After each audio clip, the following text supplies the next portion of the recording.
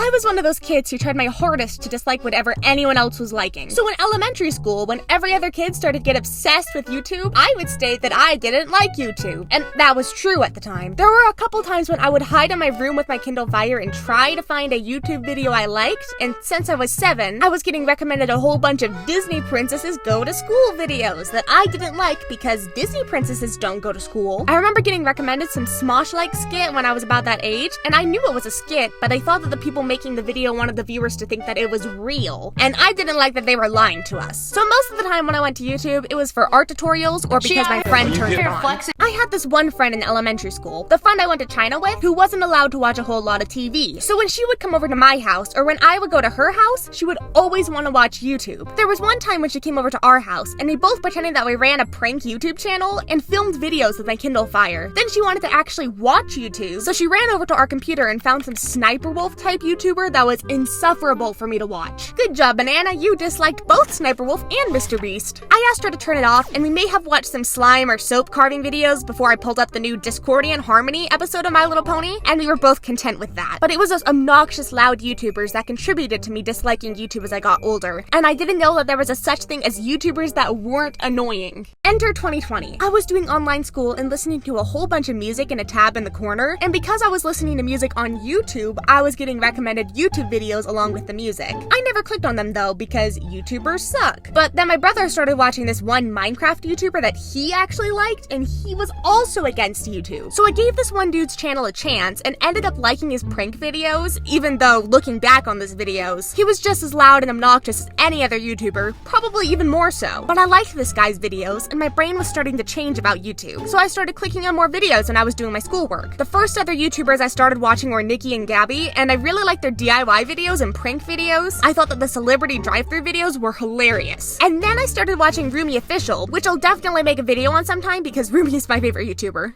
I also realized that there were YouTube channels for different niches, and I had just started rewatching My Little Pony with my little brother. So we started watching My Little Pony YouTubers. Our favorite was Sawtooth Waves, sadness, and we also love Little Shy FIM and Round Trip. But if you're looking for a My Little Pony YouTuber to watch, which I doubt you are, but Star Strike is the place to go. He is so perfectly chaotic and great. I guess it's just becoming a thing for me to mention My Little Pony in just about every video I make. But I have a reason for mentioning it this time. 2 years later, I started my first YouTube channel with my little brother, and it was a My Little Pony YouTube channel. Wow. I was still watching Rumi Official and getting more involved with the community and all that, so I started a Rumi fan channel, I guess. And Rumi just kind of absorbed me because I stopped posting on the My Little Pony channel. But my video editing got a lot better with this fan channel. I definitely wouldn't be making these videos if it weren't for me watching Rumi Official in the first place. That year, I came up with the idea for this channel and didn't get around to creating the channel until 2 years later when I finally had the skills to create the animation videos I wanted to create. And here I am now. Look at me go, I'm a little emoji.